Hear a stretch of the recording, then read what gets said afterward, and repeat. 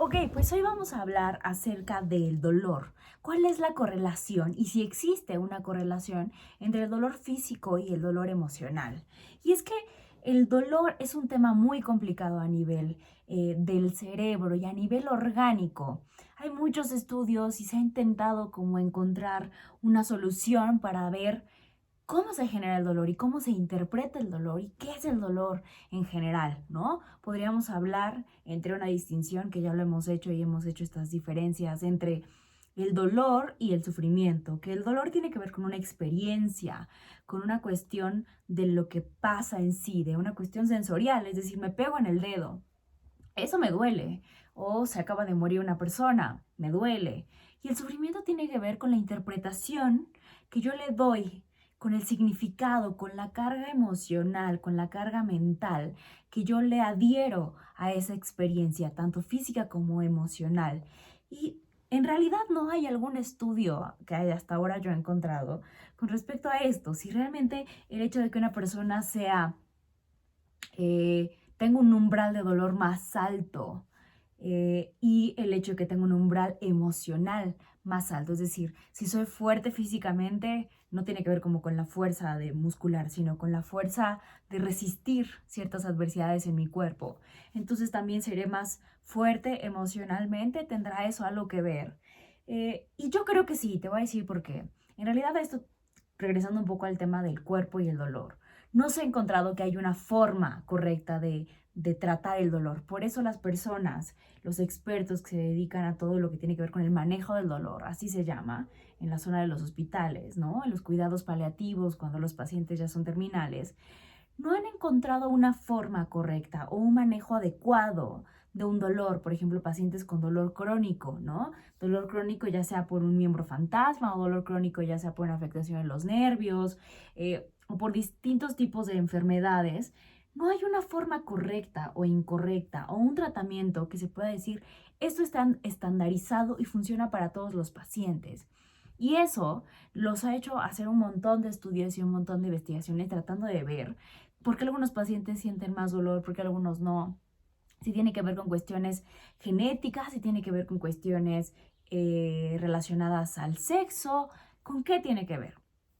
Y yo creo que tiene que ver con la interpretación que se le da, la relación que tiene cada persona subjetiva, por lo tanto, con el dolor. ¿Qué entiendes y cómo interpretas ese dolor? Y eso no tiene que ver con una cuestión física, sino con una cuestión mental, con una cuestión de las emociones, con una cuestión de cómo interpreto yo lo que me está pasando, cómo le doy sentido a ese dolor.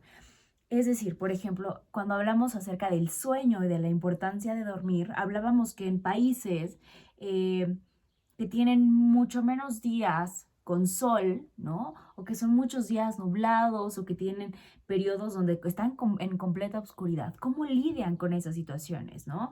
Con lo que hablábamos que se llama la depresión estacionaria o la depresión que tiene que ver con estados ambientales.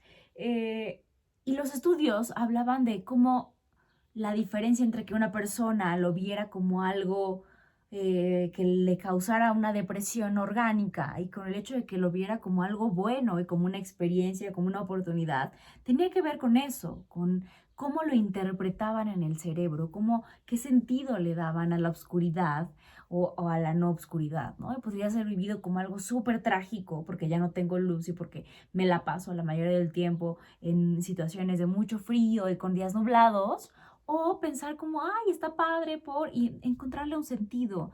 Y eran personas mucho más felices, es decir, eran personas que no se deprimían. Entonces, ya hemos hablado acerca de la importancia del dolor, ¿no? Del dolor físico, del dolor emocional, que estamos en una sociedad donde normalmente le tememos y le huimos al dolor, en vez de quedarnos a verlo, a observarlo. Cuando yo le temo y le sufro al dolor, le huyo al dolor, genera una sensación de querer evitar el dolor. Es decir, no empiezo a generar una tolerancia ante él, no voy aprendiendo de él, no veo al dolor tanto físico como emocional como un aprendizaje. Hoy, tanto las neurociencias como la física cuántica, como lo que se llama hoy el yo cuántico, eh, desde las ciencias que tú lo quieras ver, todas las ciencias actuales, hablan de eso. El psicoanálisis también, por ejemplo, hablamos de eso en el sentido de pensamos que el cuerpo y la mente no son entidades separadas. Entonces, por lo tanto, estaríamos pensando que el dolor no existe separado de la mente y del cuerpo. Yo entreno a mi mente y a mi cuerpo para experimentar el dolor, para aprender del dolor y entonces no sufrir con el dolor. Solamente verlo, observarlo. Y en eso ayudan, por ejemplo, también los estados de meditación, ¿no? ¿Por qué la meditación? Porque la meditación es este acto que, como ya hemos visto en otros videos y como veremos en otros, es el acto de poder ponerle pausa como al estado físico, a la experiencia y poder ver un panorama más amplio de lo que está pasando. Es decir, no me engancho con la emoción que estoy sintiendo, no me engancho con la experiencia emocional, sino me permito analizarla, pero no analizarla solo con la cabeza, sino analizarla con las emociones, analizarla con el corazón, se dice, ¿no? Entonces yo voy entrenando mi mente y mi cuerpo para poder soportar el dolor y aprenderlo y verlo como un maestro. Aprenderlo así, pero no me encariño. Yo digo que las cosas duelen, ¿no? Y está bien de repente sufrir las cosas, dolerte de las cosas, pero que no te encariñes con ellas, que no te encariñes con ese dolor, que no lo hagas un sufrimiento. Y pensaba en esto como en ejemplos de personas que han logrado tener un control de su mente tan fuerte que pueden tolerar caminar sobre fuego, que pueden tolerar estar en refrigeradores. Por eso, eso es lo que hacen muchos monjes budistas en ciertas meditaciones, que generan estados físicos impresionantes, ¿no? Tan solo a través del control de la mente. Entonces, bueno, estas son algunas de las cosas que yo por ahí sé, que por ahí he leído, que yo pienso que hay entre una relación física del dolor y una relación mental del dolor. No sé qué opines tú. Esto solamente es una de esas ideas que no tienen mucha teoría, pero como que las armo yo desde mis bagajes teóricos. Bueno, no sé. En tu experiencia, ¿tú crees que tendrá algo que ver? ¿Tú no crees que tenga algo que ver? Para mí sí, yo puedo pensar en experiencias emocionales mías y conforme me he hecho más tolerante y resignificante hacia el dolor emocional, también soy más físicamente más fuerte.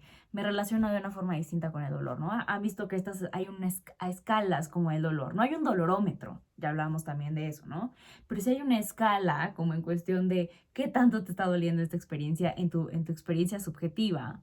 Y digamos que últimamente puedo pensar solamente en dolores físicos y en dolores emocionales, como en la primera parte de los que no son tan dolorosos. En cambio, puedo pensar en una experiencia que digo, wow, esta experiencia de verdad me dolió mucho. Y esa experiencia me hizo mucho más fuerte. Entonces, a partir de esa experiencia, puedo pensar que todas las demás son relativas en torno a eso. Pero bueno, ideas locas que les comparto el día de hoy acerca del dolor.